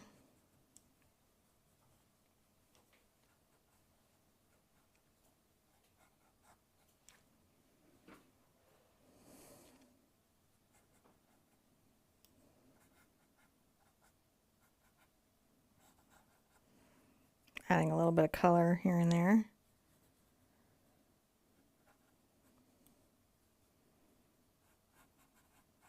Maybe a little bit of bright orange in that path, right? Yeah. Maybe a little bit of bright yellow orange in that path.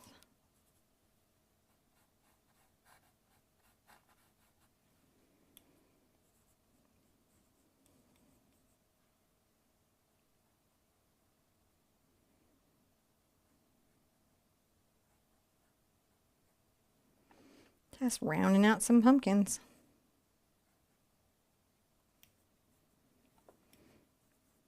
Middle range orange. At the top of that one, and then maybe a little bit implied on that skished one. A little bit implied on skished. Skished. We got a lot of skished Just pumpkins out here in the fun. So what it is a lot of our pumpkins skished. Because that's what happens to them is they flatten out, right? Because gravity. Because gravity works. I'm going to add a little bit of my red and Doc's purple here, kind of shading it out.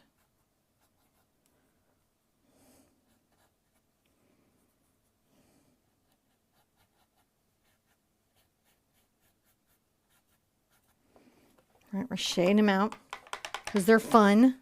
Guess what we get to do? A little bit of green and black and brown. Dark color. Could just use black, but I just, you know, the real thing is I just feel like when I use, kind of just add some of these like darks to just sort of imply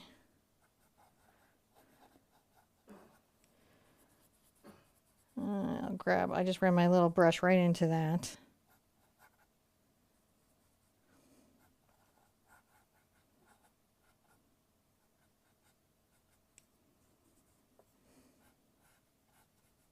Just making that little embankment a little more shaped out.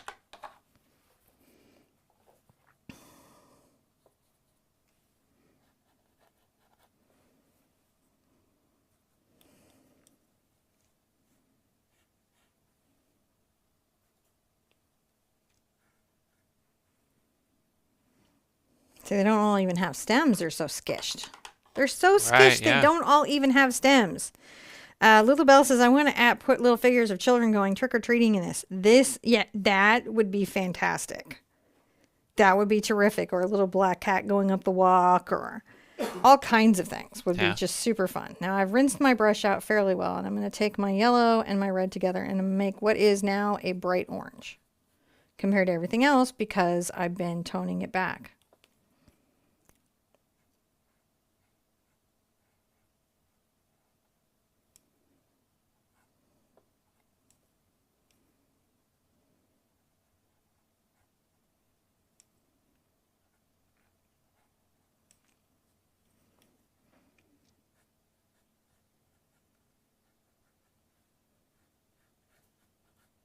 Coming around the tops of these guys, just giving them a little highlight.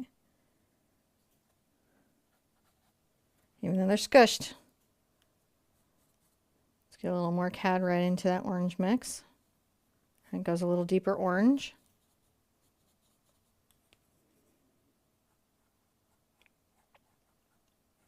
Aren't they bright now? Look at them brighten up.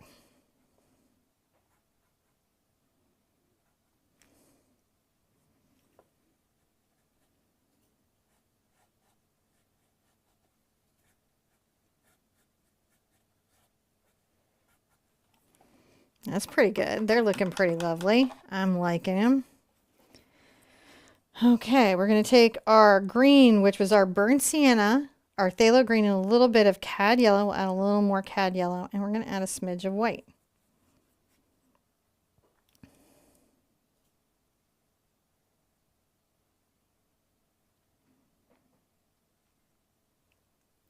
Let's highlight our stems just a smidge.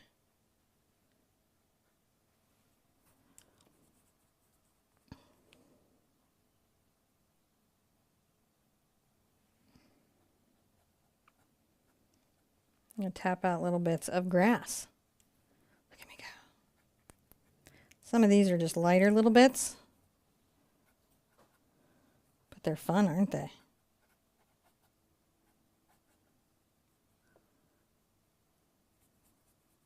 Just adding a little more yellow in there.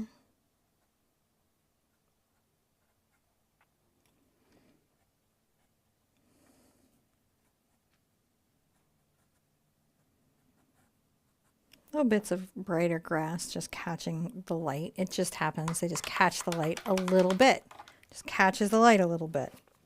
Now, I'm going to take my yellow and my white. I'm still using this crazy angle brush.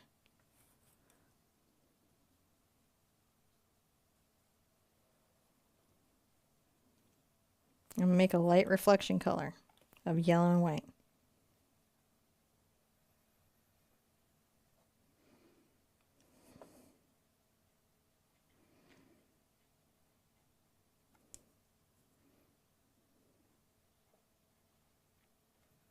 Look at that glow, right? Is glow. Little glow.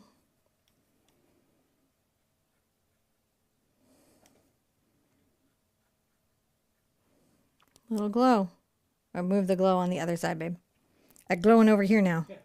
Oh, I don't know, for some reason I thought I was in the wrong. I'm here. You're with me? Yep. You're with me? Like, are you with me? Okay. A little dark again.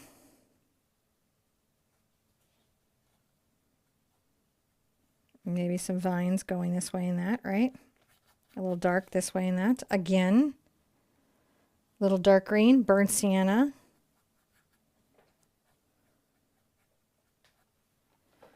We've just got them there.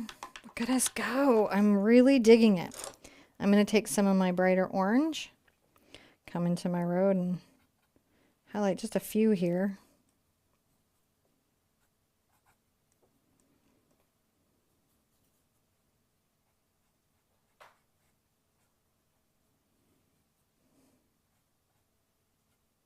I really think we've nailed it. The pumpkin farm. I would say so. I'm saying I'm gonna sign this. Amy says, "Will you put a face on one pumpkin?" All right, John, give us a step, and I'll do that at the sign. Okay, so this will be the official part that goes to the book, and this will be the bonus. This is the bonus step. Bonus step is step 14. So you actually want to go ahead and sign it, okay. And then we'll give him a bonus step. That way we've got the. Yeah. All right, I'm gonna take a little bit of you my do white the signing. And blue. I didn't yellow ochre last time, but I think I'm going to do it in this soft blue color.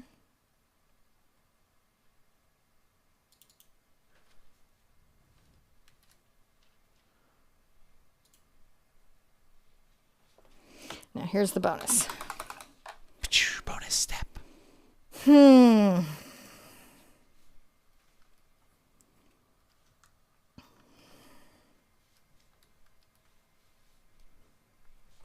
Got too much water in my face. Let's go over here. Yeah. Okay. I have to have enough to pick it up, but I'm using a #1 liner.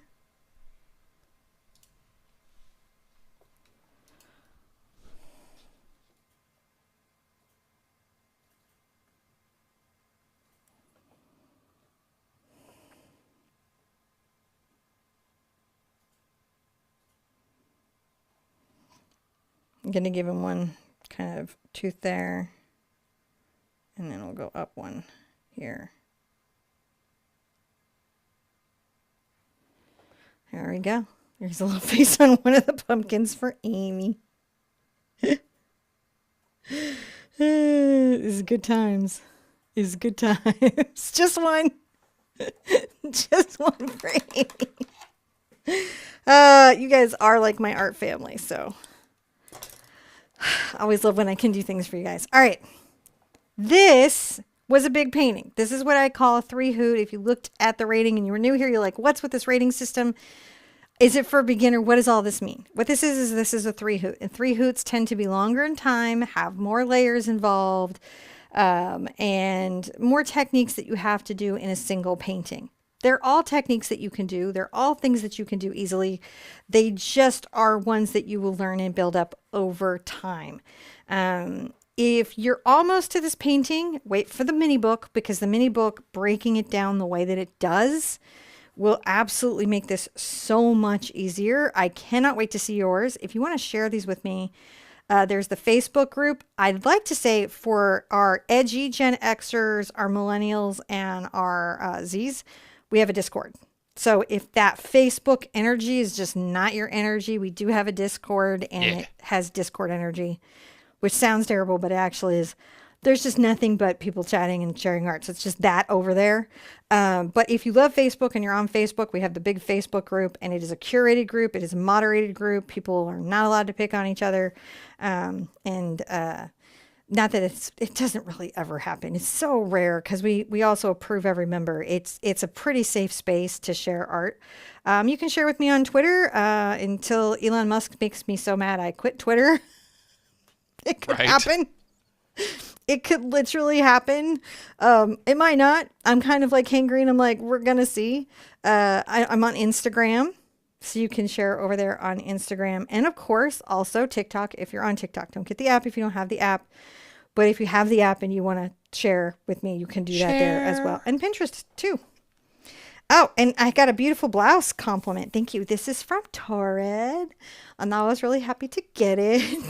It's one of my favorites this season because my hair, just one of those. All right. Sorry, I got a little lightheaded. Remember, health care, stress is impactful, and you got to take care of yourself and make sure you have orange juice next to your studio if you need it, and all those little things. Be good to yourself. Be good to each other, and I want to see you at an easel really soon. Bye-bye.